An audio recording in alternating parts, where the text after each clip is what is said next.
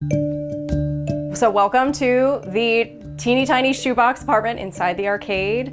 There are lots of others in the building just like this. So mine is about 250 square feet. There's a walkway right in front of the facade because this used to be a shop front, and so people had to access all of the shops in the building. While malls across the U.S. are facing store closures and empty parking lots, some are finding a new life from an unlikely source. We are here at the Arcade Mall in Providence, Rhode Island, the oldest indoor shopping mall in the country. The arcade had long been a center point in Providence's bustling downtown, but like other malls, it fell on hard times and was completely vacant. Okay, this is going to be a very fascinating, interesting story. I saw this pop up in my feed, and I was like, ooh, I got to give an reaction on this one. But anyways, don't forget to like, comment, subscribe, and quick question right out of the gate. Could you live in a mall? Obviously, if you don't have to, great. But this is something that I've been hearing in the industry. For those of you who do not know, I am in the commercial space and industry. And this is something that's been floated out a lot because a lot of cities have a lot of vacancy. A lot of malls have a lot of vacancy. Companies that I've worked for have had to just sell them for really low pricing, and they sit vacant. So is this a solution? Maybe. Let's continue to follow the story and see what happens. But rather than letting this historic building fall into ruin, developers came in and decided to build 48 micro-lofts here on the second floor and up here on the third floor. While top-tier malls continue to be in high demand, nearly 34 million square feet of U.S. mall space is vacant and off the market. Almost 70% of Americans live within an hour of a mall that has a high vacancy rate, low consumer traffic, or is abandoned altogether. At the same time, the country is facing a massive housing deficit of 4.5 million homes. There's a housing problem in a lot of markets across the U.S., right? This is an opportunity to find land and have a built-in customer base to get people into the mall. Monday through Friday, this is really busy down here. It's definitely, people in the offices working, getting lunch or whatever, and my barber's downstairs. As of January 2022, at least 192 U.S. malls plan to add a housing component. The U.S. has about 1,100 regional and super-regional malls, about 8.5% lower than 2015. So, can new housing developments help revive the classic American mall? And what's it like to live inside one? CNBC went to Providence, Rhode Island to find out.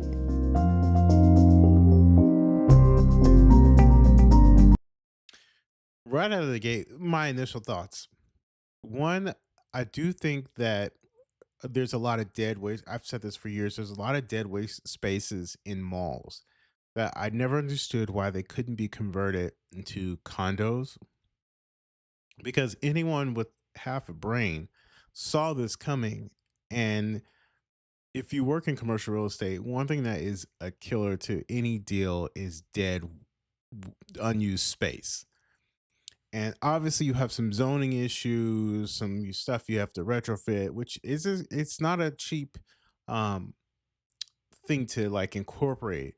But I think in a mall is much more doable and achievable with the right user and operator to add that type of a user in like some residential units versus an office building.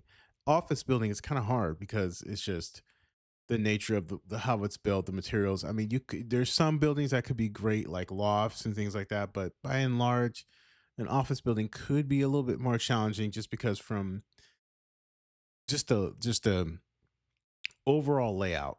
With malls, they're a little more open, right? They're already used to like dealing with large amounts of people. You have parking, you have a lot of everything's accessible still. So this is something I think could be a great solution and actually could be really nice if they did it correctly. So I'm really curious to see what they think.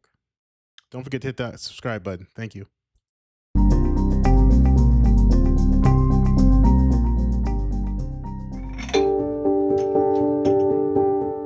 Amy Hinyon has been living on the top floor of a 3-story mall in Providence, Rhode Island for the past 2.5 years.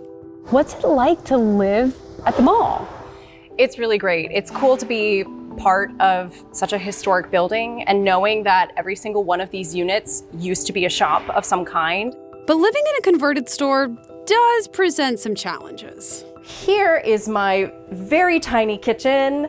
It is very small, but it is workable. And one of the interesting things about the units in the building is that because of codes, you can't have any cooking devices with an open flame. So none of the units have stoves or ranges. Do you ever have any concerns about privacy? Not really. It's something you get used to living in the building, having people coming and going. Everybody has blinds in their apartment that they can raise or lower as they like. Despite those challenges, residents say having access to shops and restaurants makes living at the arcade a unique experience. I get my hair cut in the salon downstairs, and there's little lunch spots, so you don't even have to leave the building. There's a bookstore downstairs, and they'll do author talks in the private lounge area. Avoiding New England's sometimes stormy weather is, of course, another perk. If it's like pouring rain outside or if it's snowy, you just really can't be bothered to go out in the weather, you can still go downstairs and take advantage of those amenities. And it's not just long-term renters that are attracted to the mall. Scott Sheehan is a real estate investor and rents out his apartment on Airbnb. Some of these business owners that are down on the first floor, how important is it to them to kind of have a built-in customer base with these residents on the second and third floor? I know a lot of folks are very loyal to, many of the bars, restaurants, clothing stores downstairs. So, the business folks downstairs definitely are interested in maintaining that relationship with the residents. You definitely feel like you're part of the community more so than if you were just in a standard apartment building. It has been interesting with people trying to unlock my door thinking that this is an Airbnb apartment. So sometimes you have to deal with the public more than you would in a regular home. But for me, that's a small compromise. I think this is, again, a great idea. Sorry for my camera. It's really frustrating. But again, I know you guys can hear me, but I think this is a great idea for a number of reasons. And one thing I would do in regards to the not being allowed to cook, can't have an open flame, which makes sense.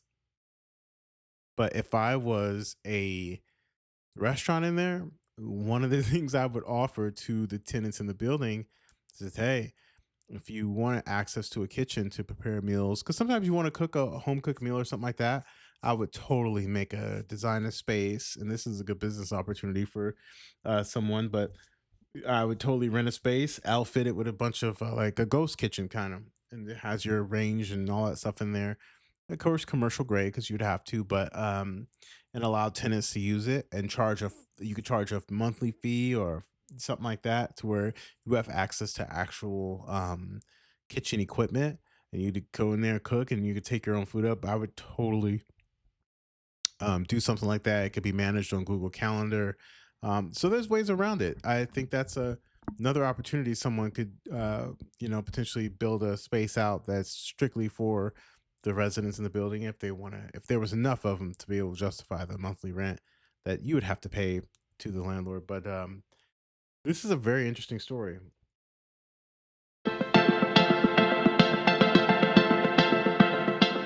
When a mall dies, communities lose more than just a shopping destination. Malls often serve as economic hubs, generating billions in tax revenue and creating thousands of jobs.